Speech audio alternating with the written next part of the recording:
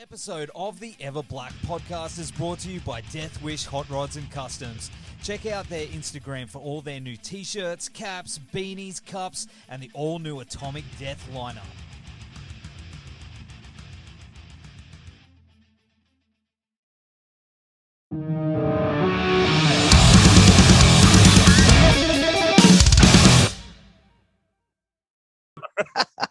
Well, dude, thank you for joining us on the show again. It's definitely awesome to see you. The new Werewolves album, From the Cave to the Grave, is out on June 24. I've heard it, and I really dig it. It was completed a year ago, but only coming out this year. What held up the album's release? Was it the vinyl side of things? Adele? A little bit of that, but plus, like, you know, our record label, Prosthetic Records, they're like, can you please not work us to death? Like, you know, just one album a year, so we can, like, you know, release all our other bands as well. And that's fair enough. Like, you know, if they fully unchained Matt and Dave, then, you know, I'm sure they'd be like going every 6 months or so, and they'd probably end up killing me as well. But Oh, yeah. I mean, there's the quote in the presser. The album sounds like the last one, but better. And I agree, although I really like the last two. I've said that to you many times before. But, I mean, how do you think you guys, you know, improved as a band with each release? You know, with this one, of course. Like, what did you guys learn from the last one that you sort of brought to the table? Learn? That's not kind of our style. Look, I think, you know, it's a hard question to answer because we really don't turn our brains on for any of this shit. But I think with the first album, that was us having a bit of fun. Yeah. The second album, like What a Time to Be Alive, was us sort of working out what we do well together, and sort of going, oh, he's kind of like a style of our, you know, a style of our own, sort of. And album 3, I think, is us knowing what we do well, what we're about, and, you know, chopping even more of the fat off and bumping up the BPM like a little bit higher and stuff. So yeah, it's sick. Yeah, like it's really hard to quantify though. Like, you know, if we thought about what we were doing, I'm sure it'd be easier. But, like, you know, we just kind of like wake up with sore fingers and a sweaty ass, and it's like another album's finished. Because I know the last time we spoke, you said this one was already written and ready to go. But between then, I mean, what was it? This is album number 28 for you guys or something? You were like 40 albums? It feels like it. Every time we do one, Matt's like, all right, only 98 to go till we're at 100. Yeah. No, this is album number 3. And the crazy thing about it is when we recorded the instruments for album 3, we also recorded all the drums, guitar, and bass for album 4 as well. So that's just about ready to go, but I've been slowing it down, like, because I do the vocals and lyrics, and yeah, I'm kind of like, give me a good 6 months at least, or, you know, maybe even, 10 months for me to come up with something a little bit different. Like, you know, I admire Mortician and Slayer, like, never evolving or changing or anything like that, but I'm kind of like, maybe just a tiny little bit of difference between each album. So as it also gives me a good chance to sort of like see what's happening around everywhere and sort of like drawing a bit of that into the lyrics as well. Yeah, I do like the lyrics on this one. There's some I didn't offend you? Yes, it did, and I loved it. It was sick. Yes. There's some real good zingers on here, eh? Right. I don't even want to spoil it. Like, I had was the other day I had to drop our junior at work off to school. And I was like, put it on. It's like, fuck you.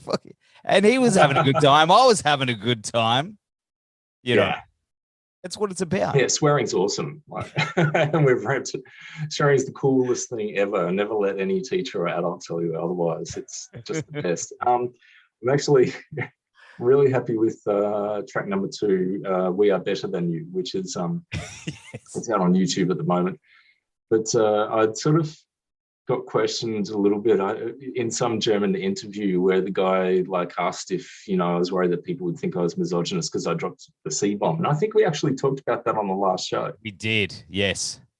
And as a result, I think I chucked about 4 or 5 of them like in that track, like We Are Better Than You. So, for a while I was kind of like, oh my God, people might think I'm misogynist. Like, and then I was like, idiot, you're making a regressive, knuckle-dragging, drooling, fuckhead death metal album. Double down. Like, put more in. Yeah, so that's exactly what we did. Yeah, and I was like, was it the lyrics, what is it? The lines, you cunting fuckhead fuckwit, and how deep by our music got me pretty good. They're the good ones. Like, I was I don't know. That's a zinger. I don't know if I can top that. I don't know if I was trying to write the lyrics to album 4 like the other night, and I thought I was doing pretty good, and then I kind of like went back and like had a peek at album 3, and I was like, oh geez, it's not abusive enough. It was good. I mean, are there any other ones that you're particularly proud of? Actually, the last track called Watch Your Mouth. I'm really proud of that one, but not for kind of like an imbecilic sort of like we're using so many naughty words, like, in that one, or like, oh, we're being so thick in that one. It's got this sort of like vibe to it, delivery that kind of reminds me, like when I got into death metal, like that was back in the early 90s, and I just moved to Melbourne, and everyone was hanging out at the Great Britain Hotel or the Saracens, and like there was, the places where it was all happening at down in Melbourne, and like, a couple of nights a week, you'd have all the great Australian bands sort of like playing there. And there was a definite vibe around that time, like musically, really properly experimental kind of edgy shit. And there's a couple of moments where I feel like, we're sort of touching on that sort of vibe. It's a bit of a nostalgia trip for me. To everyone else, it'll sound like a fucking ruckus, but like, to me, it kind of like bits of it remind me of like, seeing Damage for the first time. So yeah, I kind of enjoy that. Just some of those moments where they'd like, skits would drop to halftime and Jamie would go full Lizard Man screen, and you just feel like someone's squeezing your head. Yeah, it's about to like spurt out everywhere. So yeah.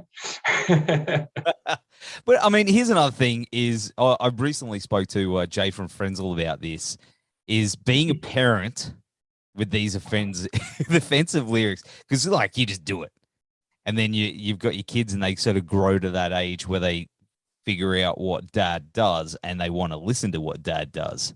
Like, what's your take? Because I've got some that I want my daughter, like my kids, to be like, don't listen to that. Yeah. Like, look, there's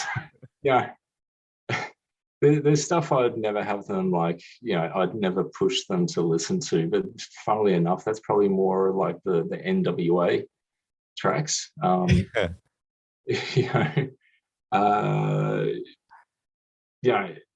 think there's a hell of a lot worse stuff out there than death metal. Death metal is so obviously over the top; it's hard to take seriously. Yes. The funny thing is the youngest one, which is 11, 12 next month. Well, it's every now and then my Werewolves t-shirts will go missing, and like, I'll find out she's wearing them. And when she found out we were playing live, she started giving me this real big hassle, like going, are you going to do an all ages show? And I was like, oh, yeah. She goes, I want to come and see you guys do an all ages show. And I'm like, oh, you really want to see this? She's like, yeah, I'm going to bring my friends along. And I was like, all right. I want to sort of like be fully into it up there, and like, spittle flying everywhere and just like expletives coming out at 120 decibels, like just mowing people down. I don't want to be second guessing myself, sort of like going, is she going to be telling the therapist about this in a decade? But having said that, there's been times they've sat in the car and I've had like a metal mega mix going. One of our tracks has popped on and I know what's coming up lyrically, and I'm like, I better fast forward this. And they're like, Sam, we know what you're saying. It's all right. It's cool. Mum uses much worse swear words than you. And they don't lie. She's got a mouth like a fucking sailor. I had one yesterday. I was watching my little dude's 5, and I was watching this little snippet of a thing on YouTube about some they just got the reels. I get sucked into it, and some dude telling a joke, and then a sample blinked on from In-Betweeners, and he goes, "Well, fucking," and I was like, "Oh," and then he turns to me and he goes, "Fuck," and I was like. Yeah, and I was like, dude, no, don't ever repeat that. And he's like, "Rrr." It's pretty funny. Yeah, no, I was quite lucky in that like they were already ruined by the time like I entered this family and household. So yeah, there's probably pretty much nothing I can say that's gonna top that. Yeah, it's funny that, and also probably early Cannibal Corpse, like back when Chris Barnes was in it, and they're a bit too bonus stroking about the whole sort of like violent misogyny sort of thing. Yeah, I love it. I don't mind it. Whether they need to hear that like until they're probably a bit older. I'm kind of like, I'm very much, for however much a depraved, deviant, pervert fuck I've turned into, I am also very much like, you're a kid once, be a kid. There's plenty of times for you to be like, wearing a doggy collar, like, held by a thalidomide dwarf, getting walked into Hellfire Club so you can get your meat grilled. There's plenty of time for that sort of shit, like, and the music that goes with it. But, right now it's time for like playing with your chickens, helping us plant vegetables, and, asking me to buy them puppies and getting refused. Man, I'm terrible. Yeah. No. I was the one asking for a puppy. I got a puppy. I'm actually surprised that she's not going off now. But it's a funny thing. Hey, like I put the brutal stuff on the car. My kids are like, fuck. And I'm like, you're gonna listen to it. But they don't. I only skip the stuff that's obviously. I'm a fool. Like for what I listen to, I'm like you. I'm like, be a kid. Don't swear. Yeah. Don't listen to your old man stuff. Yeah, look, there'll be time for that. And the youngest also plays the drums there, and like, occasionally has a go at blasting, and that warms the heart. It does. Yeah, it's actually really funny. Like between the two of them, the oldest one, she looks pretty alternative. You see her, and you'd say that, she's definitely the metalhead, but no, she probably digs pink more than anything. And the youngest one is like a girly girl, does like, dance competitions and, watches TikTok makeup videos at 11. My God. But she's also the one that's kind of like, I'm coming to the death metal gig. Yay. I'm going to wear like a Sadistic Execution t-shirt. Yay. I'm like, oh. Man. Yeah. Half proud, half a little bit going, what am I doing? You got to teach them the lyrics. That would be the best. Imagine that. No, and just get up there, throw them a mic. Yeah. I've got to make one of them at least more brutal than I am, which I think is setting the bar reasonably low. You've got to pass it forward. You got to teach the new generation to keep the brutals going. I totally agree with that. But but I mean, obviously, there's the funny stuff, there's the brutal stuff and offensive stuff on the album. But is there a overall sort of underlying serious theme or message? Mm. Nah, not really. It's just, crazy fists just throwing punches at absolutely everyone.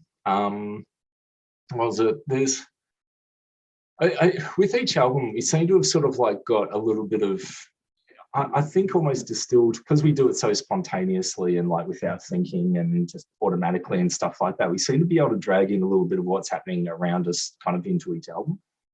The first one sort of felt like, when everything went fucking mental in 2020, it felt like that, like, chaos just erupting. What a Time to Be Alive, I think, caught the end of, I guess, what you call the Trump years in the United States, and the full anti-vax sort of like movement, or the post-truth movement through like the Western world. It sort of it grabbed in lots of that and a lot of the rioting that was happening. I'd written about riots and overturned cars on the first track, and I think like the day the album came out, like Black Lives Matters riots were happening everywhere. So with the third album, it feels like great. I'll try not to wank on too much about this, but it feels like great geopolitical competition has like now broken out. It's been sort of simmering on the pot for a while, and now it's on the boil. And a lot of the songs, the material is, there's a track called Harvest of the Skulls about genocide or about being coerced into performing genocide. We got Crushing Heaven's Mandate, which is an anti-CCP or Chinese Communist Party track. But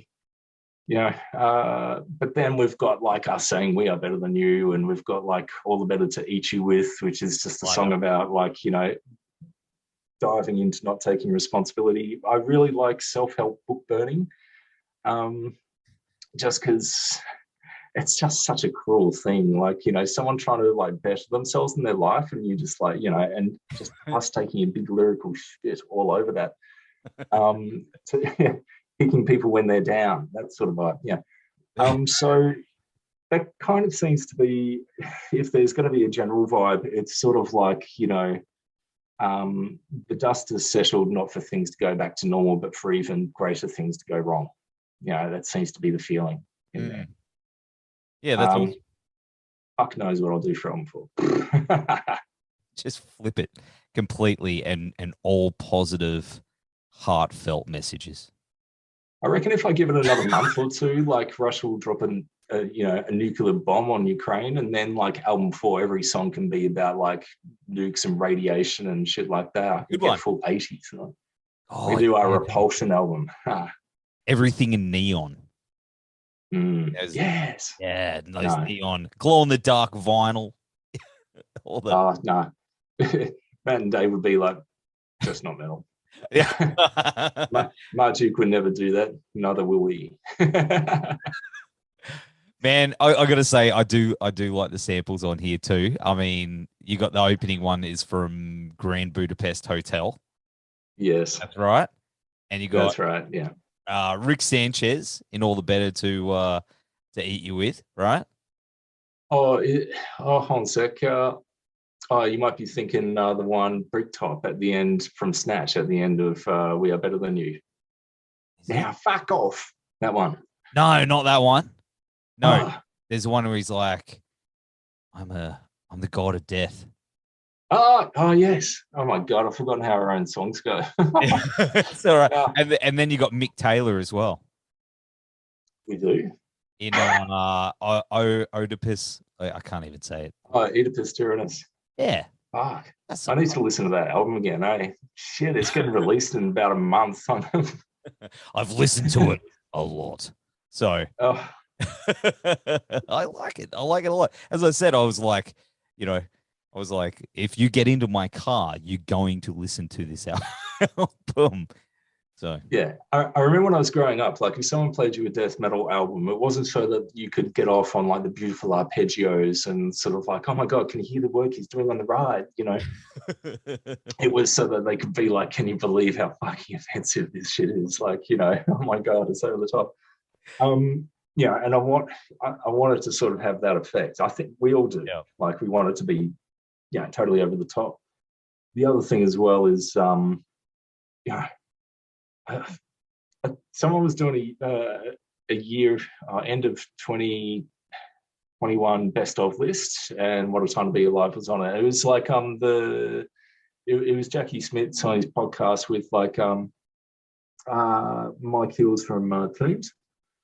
And they both had it at number 3 or something like that. And when they were talking about the other bands, it was kind of like serious and atmospheric and this. When they talked about our album, they were just kind of like laughing and giggling. And I'm kind of like, yes, that's the response that I want. When someone gets to the end of it, even if they don't get it, I just want them to go, what the fuck? So I think we've done that. It's a good one like that. So I've got an album by the great Dave Brocky, Dave Gore, that I put on if I'm gauging how to offend somebody, if we can be true friends or not. And if they get fully offended, we can't be friends. If they're laughing hysterically at how awful and offensive it is, they're friends for life.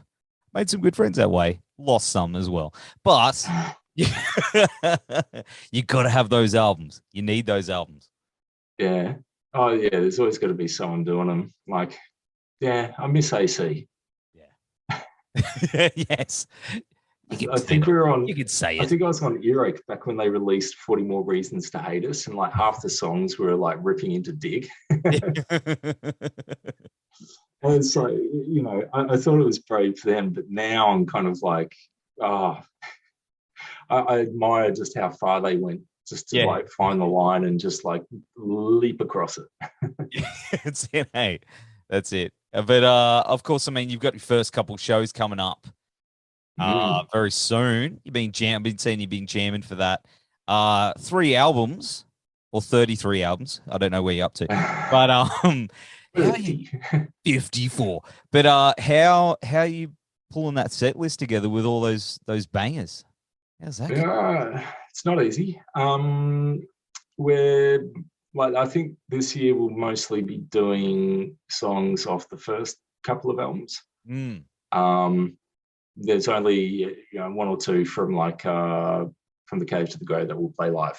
And we figure, everyone needs a chance to catch up like with it live. So it's slightly tricky. Look, Matt and Dave are over in Melbourne. I'm over in Adelaide. Yes. So we had one rehearsal where we went through the set about 4 times or so, and that's our rehearsal. So yeah, we'll see how it goes. I think Matt and Dave are still like rehearsing together. Yeah. And whenever they catch up for adrenaline jams, and I'm definitely practicing at home. But it's, I don't know what's going to happen when we get up there. I'm kind of looking forward to it. Like, I've had one slightly similar experience to this before. I played with an English death metal band called Mithras.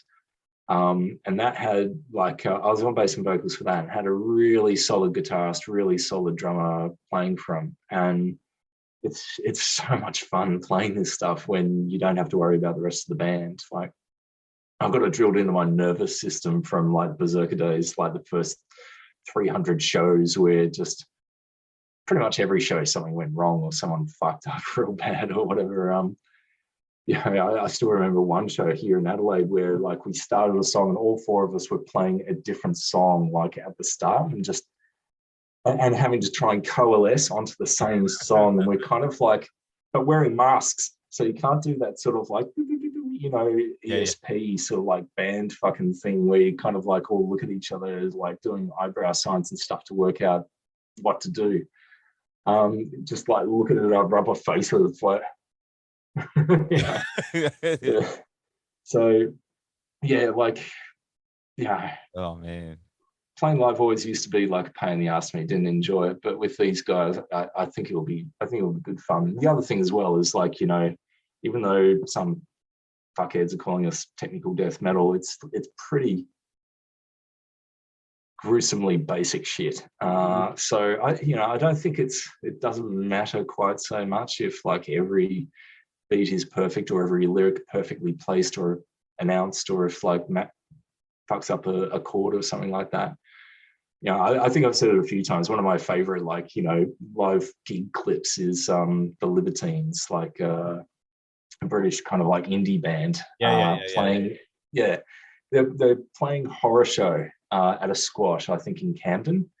And the start of the song, they're already out of time and out of tune.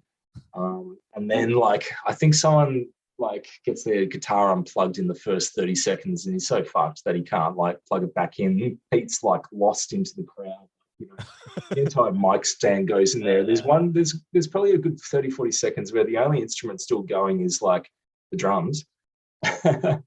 So but it looks like it looks like so much fun. There's so much energy there. And if you said to me, hey, do you want to be like, in a venue watching like brain drill, like, arpeggiate for like an hour, or would you prefer to be at that Libertines show where like the instruments are barely plugged in. I'd be like, the Libertines show, man. Give me the chaos. Give me that looks like a fucking riot. chaos, eh? Yeah. Yeah, a riot versus everyone standing there like going, yeah, what string games is that?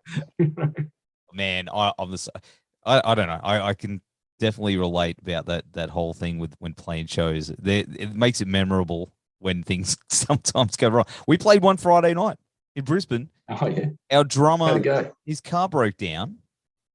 So we got to play was 2 songs. And it was just fucking mental for 2 songs. We were just like, fuck it. We'll just go up and we'll just do it. And it was rad. It was like, why the fuck not? Yeah. Sometimes you're lucky they let you play only 2 songs, dude. That's great. Yeah, but I mean, we were just like, man, we'll just fucking go up there and just put everything into these 2. And it was great. Ended up being one of the most memorable shows we've ever played, despite the issues of the transportation. Yeah.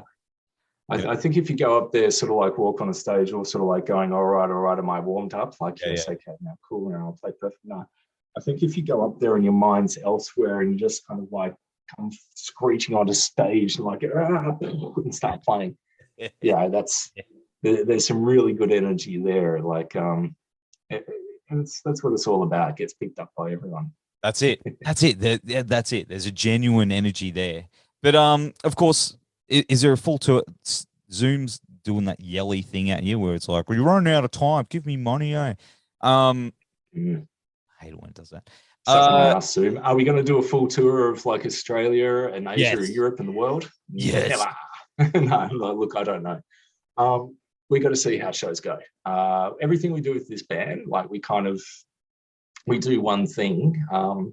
It goes well, we do the next thing, but we don't try and do a great big master plan or anything like that. And as a result, that makes things more fun, but also it doesn't make us feel like we're getting, for me anyway, like I'm getting dragged out of my depth. Like, I've had my anxiety issues over the years. And this is great for me. I can work like the clappers and play heaps of shows as long as it's all taken step by step. And like, I don't wake up one day with in my inbox, like, a full itinerary for like planet Earth. I know people are sort of like going, oh, come to Brazil, oh, come to Germany, play the States, full 30 show tour. And it's like, let us get these shows out of the way first.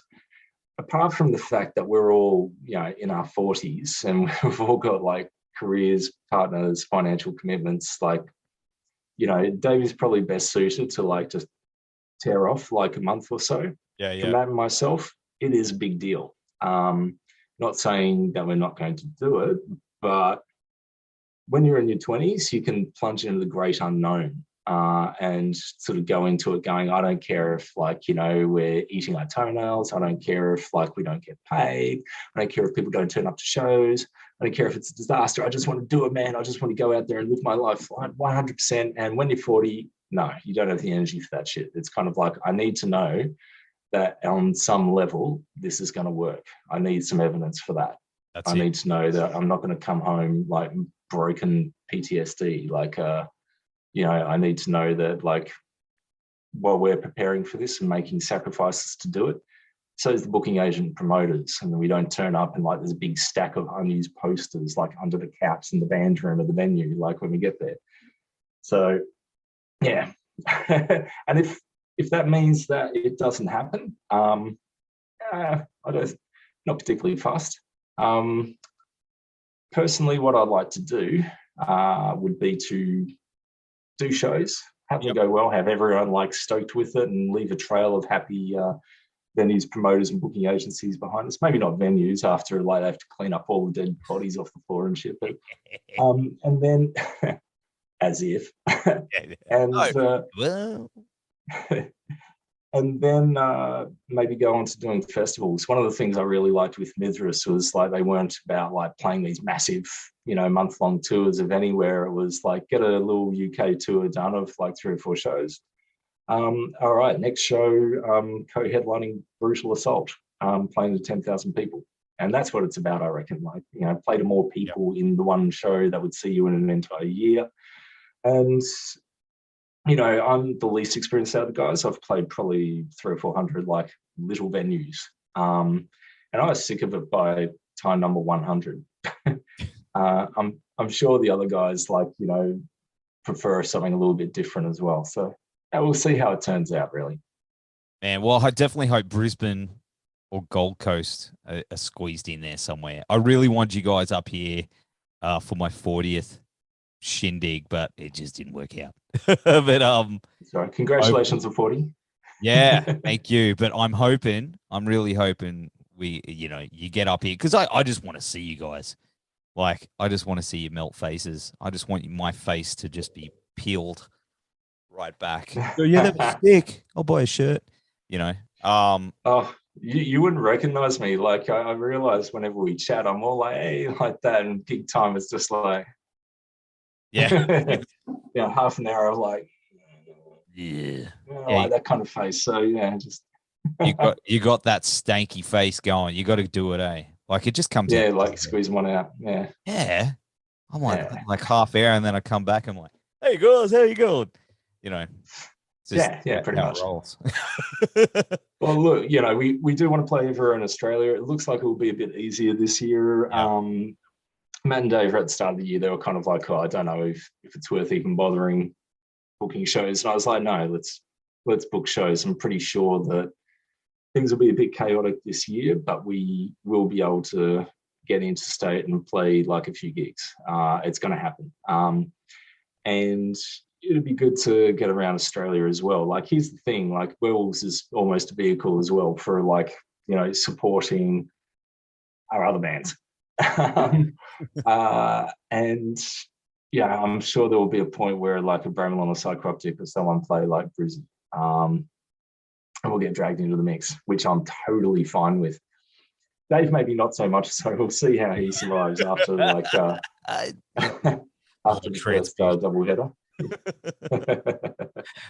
Dave Fest, that's what he needs. But brother, it's been awesome hanging with you again, and I appreciate that you did it under the circumstances. You fucking legend.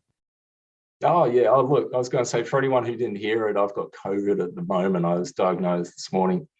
I'm so fucking high on Codral right now. Like, keeps you marching on, keeps you fucking flapping your arms and flying a little bit too. That's what you need. Some sponsorship. That'd be a good one. No one would ever sponsor us. God, could you imagine like the Twitter cancel fest that would erupt? Did you see what they said in that fucking "We Are Better Than You" song? It could be used in an ad.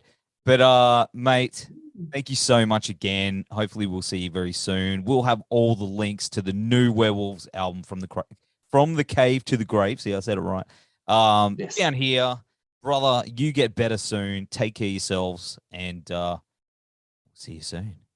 Thank you very much. We are Fuckwolves from the Planet Dead Shit, and we've got our new album, like From the Cave to the Grave, out on June 25th. Or is that our first gig? It's out on June 24th, first gig in Sydney, June 25th, Crow Bar, and then Melbourne, July 8th. Don't know what shows by our shit. I will have the links. I'll throw all the links down here. Hey, man, get better, dude. And I'll see you soon. Thanks, man.